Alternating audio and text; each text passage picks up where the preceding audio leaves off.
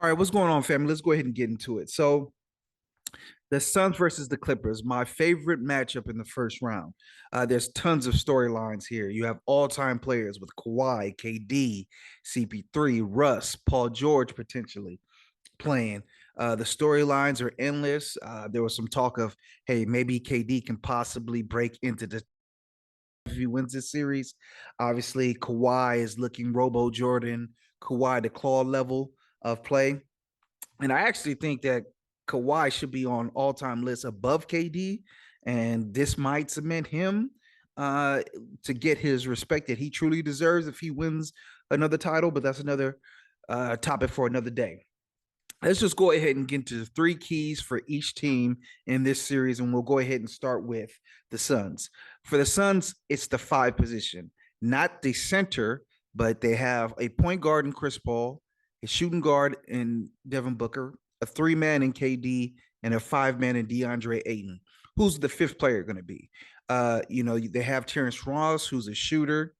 You have defenders in Josh Okogie, Torrey Craig, and Isaiah Wainwright.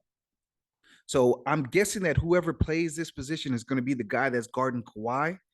And because of that, I think you have to rule out Terrence Ross. I think you have to rule out Okogie due to size. So you're looking at a Torrey Craig Wainwright type pairing, and I think it's probably going to go Torrey Craig with his experience.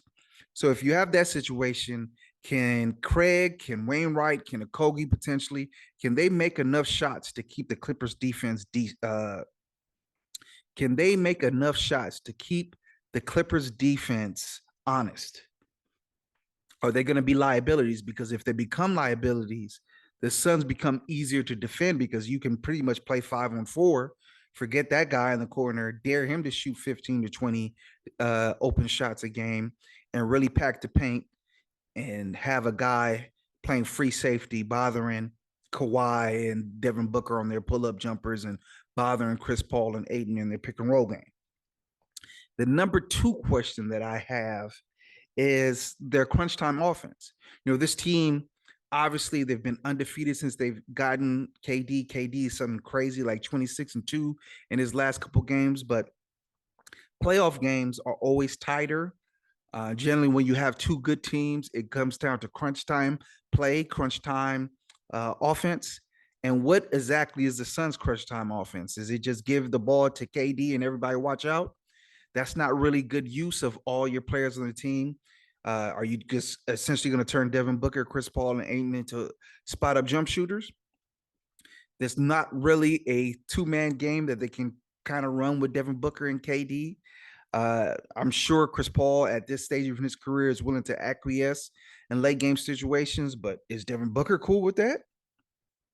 What happens if Paul George comes back towards the end of this series and you can put Paul George on Devin Booker and put Kawhi on Durant, and they're really playing good Michael Jordan, Scottie Pippen level defense on that perimeter, D Wade, LeBron level defense on that perimeter, and the ball has to go to Chris Paul. Are you feeling comfortable with a 38-year-old Chris Paul going pick and roll with DeAndre Ayton to close out crunch time games?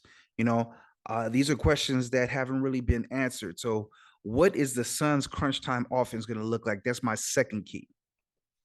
And finally, for the Suns, is how do they manufacture a solid bench? I think Monty Williams is going to definitely stagger minutes when it comes to his three primary ball handlers and Chris Paul and Kevin Durant and Booker. But I think they're going to need some bench protection. A guy like Cam Payne, he goes from six man of the year candidate to crackhead almost out of the league candidate. That's how erratic he is with his play. Can he give them solid play in this series and throughout the playoffs? Terrence Ross, this guy is obviously a shooter. He goes from hot and cold as well. Doesn't really defend. Warren, it looks like he's on his last leg. Biyombo got hurt towards the end of the year. Is he going to be ready to play? If not, are you comfortable with Jock Landale? Generally, to win the title, you need a guy to come off the bench, give you 15, 20 points in a game 3, in a game 5, just random games. You're going to need a bench guy to contribute when the starters don't have it. Do they have that type of bench on this team? Let's go ahead and go to the Clippers. With the Clippers, it's simple. Paul George, what does he look like when he comes back? Woj and Shams report today that he's not going to be there for the start of the series. Is he there at all in this series? If he comes back, does he come back like Luka Doncic came back last year, where he missed the first two games versus Utah? Dallas was able to win those games, and then he came back and they were just off to the races. Or is he going to be Paul George at 80%, Paul George at 70%? Because if he's at full strength, Paul George, I still give them a chance in this series. I think they match up really well. Obviously, defensively, as I mentioned earlier, but also offensively. He would require Devin Booker or Kevin Durant to guard him, which would take away their potency on offense on the other end. So, Paul George, where is his health at? Is he going to be able to play at this series at all? And if he plays, is he 50, 60, 70% Paul George, or is he ready to go, ready to roll? Top 10 player, top 15 player in the league, Paul George. Second question that I have for the Clippers is Russell Westbrook. So this is going to be an emotional series for Russell Westbrook. I believe this is the first time in a series he's going to be playing against Kevin Durant, where his whole saga of an NBA player kind of started.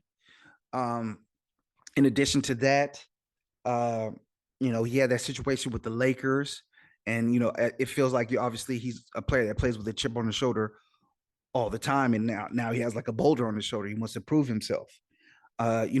He actually has a physical matchup advantage against Chris Paul if Chris Paul is going to be the one that guarding him. Could he take advantage of that in this series and try to push the pace on this team? We talk about their bench; they're not the deepest team in the world.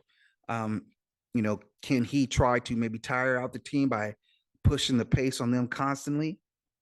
Also, Ty Lue kind of showed his hand in a must-win game versus the Lakers last week. He benched Russell Westbrook in the second half, majority of the second half, and Russell Westbrook, to his credit, was very positive. Cheered his teammates on from the bench. If that happens in a playoff series, a national media game versus the guy that scored him first in Kevin Durant, is he going to be cool with that? Is he going to stay with that same positive energy, or does it turn negative? So number two key, Russell Westbrook, can he give them something? Is he going to stay positive if he gets benched? Finally, the Clippers bench, no pun intended. What do they provide in this series? This team is 12, 13 deep, full of players. We talked about the Suns bench not being the same caliber. This team is deep. They have shooters. They're long. They have everything that the doctor ordered. Can they win the minutes when Chris Paul is out, or Devin Booker is out, or KD is out? Can they win the bench minutes? Because even if Paul George is out, that could level up the playing field. Because even if Paul George is out, that can level up the playing field. So you could have a situation where, the Suns are, minus 10, minus 15 when they go to the bench, even if they're staggered. And that would keep the Clippers competitive without Paul George and definitely take them over the top if he comes back. So the Clippers bench, can they perform? You got a lot of options in the rotation. Where does Ty Lue go with these options? And can they win the minutes? Definitely when the Suns go to the bench is the biggest question. So as far as predictions, it's a tough one to make a prediction because you don't know if Paul George is going to play in the series. So let's say if he does not play in this series, I will say probably Suns in 6. I think the Clippers can hang in this series, honestly, to tell you the truth. Even without Paul George. If Paul George comes back, I like the Clippers to win.